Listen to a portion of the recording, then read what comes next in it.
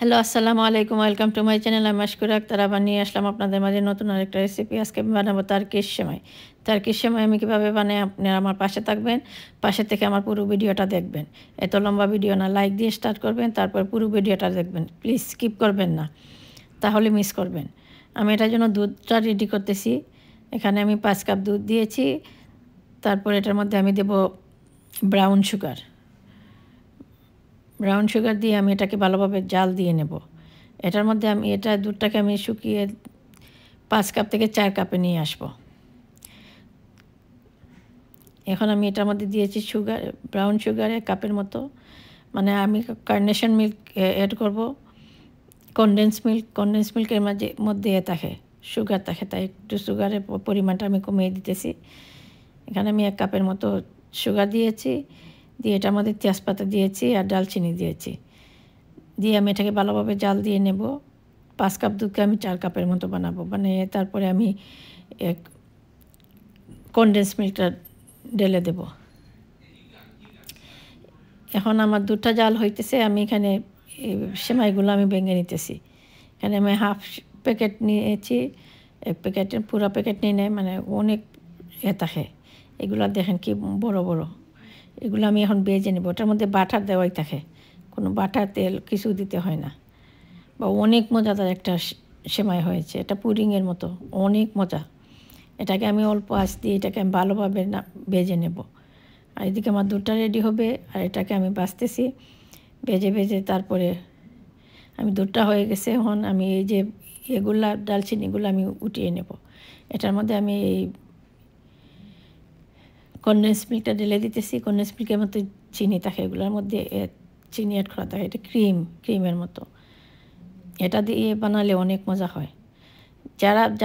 যারা পান না তারা ডানোর দুধ দিয়ে, মানে পাউডার যে ডানোর দুধটা, সেটা দিয়ে বানাইতে পারেন। আমার বাচ্চারা ভালো খায় না ডানোর দুধ, তাই আমি ডানোর দুধ কোনো কিছুর মধ্যে দেই না। এটা হলে ওরা খায়, ওরা এমনি মিষ্টি জাতীয় জিনিস বেশি খায় না, তাই আমি এগুলো মাঝে মধ্যে বানাইলে একটু খায়। আমি পুরা একটা ক্যান দিয়েছি, দিয়ে আমি একটু জাল দিয়ে নেব। আমি এইগুলা ডালচিনি আর যে দিয়েছি এলাচি আর তেজপাতা, এগুলো আমি উঠিয়ে নেব। এগুলো আমি রাখবো না দুধের মধ্যে। এখন আমি উঠিয়ে নিতেছি। আমার দুধটাও ঘন হয়ে গেছে, ক্রিমটা দেওয়ায় আরও দুধটা ঘন হয়ে গেছে।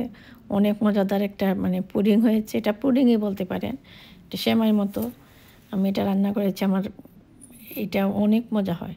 যারা আমেরিকায় থাকেন, টার্কিশ দোকানে এই সেমাইটা পাবেন।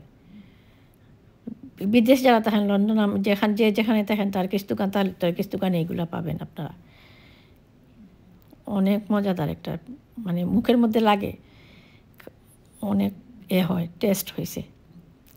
এটা ঠান্ডা করে তখন ফ্রিজ থেকে বার করে খাওয়া হয়, তাহলে মানে অসাধারণ, অনেক লোভনীয় হয়, অনেক মজাদার।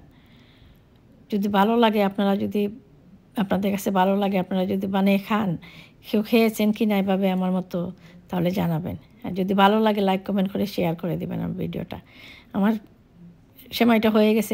এখন আমি এটার মধ্যে পাস্তাশিও দিয়েছি আদা ভাঙ্গা করে, আর দেবো কিশমিশ দিয়ে তারপরে আমি ফ্রিজের মধ্যে রেখে দেবো। আমি এটা বলে নেই নাই, এটা আমি এভাবে ফ্রিজে রেখে দেবো। তারপর ঠান্ডা হয়ে গেলে এটা পরিবেশন করব।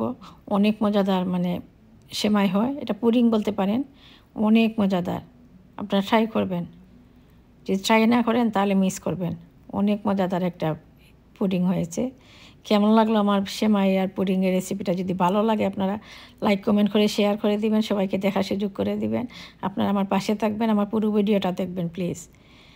আর যারা ইউটিউবে দেখেন সাবস্ক্রাইব করবেন, ফেসবুকে দেখলে আমার ফলো দিবেন প্লিজ।